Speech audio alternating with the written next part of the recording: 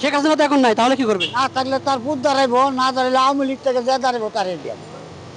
আচ্ছা, আগামী নির্বাচনে আপনার ভালুক আসনে কোন দলে প্রার্থী হলে ভালো হবে? বিএনপি, জামাত না অন্য দল?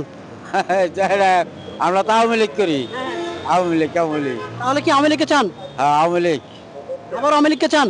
আওয়ামী লীগ চাই। কি কারণে চান?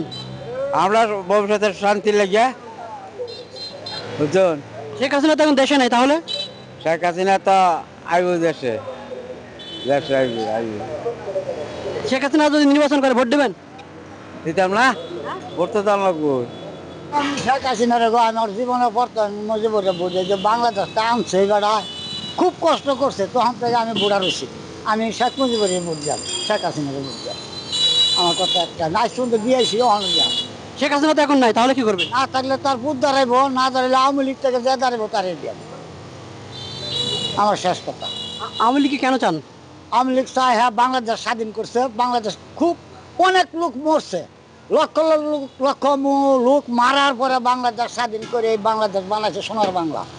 আগে পাকিস্তান আছি, আমরা পাকিস্তানে বই পড়ছি, তখন আমার সোনার বাংলা হয়েছে, নিজের দেশ হয়েছে। এই একটা নাম, এটা সোনাম, এই সোনামের লাগে আমি তারা যাব। আচ্ছা, এখন তো আওয়ামী লীগ নিষিদ্ধ, তাহলে কি করবেন?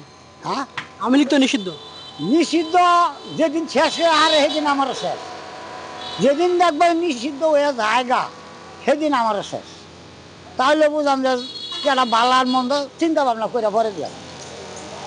কিন্তু বিএনপির আমি বুঝতাম না, তারা বর্তমানে কয়েকদিনে স্বাধীন পাইয়া যে অবস্থা করতেছে, 10টার জায়গায় 20টা আদায় করতেছে, মানে খাম ছায় নিতেছে।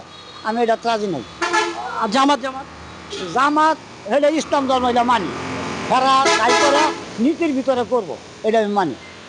কিন্তু আমি বিএনপি বুঝতাম না, তারা 10-এর জায়গায় 20 খায়া আদায় হতেছে। মানে সমস্ত গার্মেন্টস ব্যক্তি ডাবলের উপর ডবল নিতে আসে, আগে দিচ্ছে তখন দিতে না কিয়া, এটা আমরা